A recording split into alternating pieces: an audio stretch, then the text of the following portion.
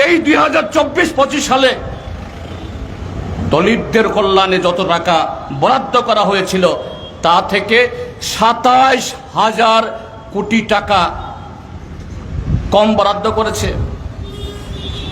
আদিবাসীদের জন্য বরাদ্দ ছিল, বরাদ্দ তো কমই, সেই কম বরাদ্দের মধ্যেও আদিবাসী বাজেটে 13,000 কোটি টাকা কম রিলিজ করেছে। ভোট আসলে উত্তর পূর্বাঞ্চলে কুম্ভীরাশ্রিতরা ফেলে।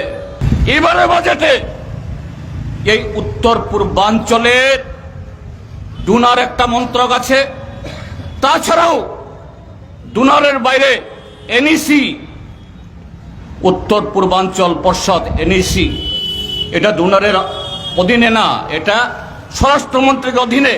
সব মিলিয়ে যত বরাদ্দ হয়, এবার 13,000 কোটি টাকা কম বরাদ্দ করা হয়েছে।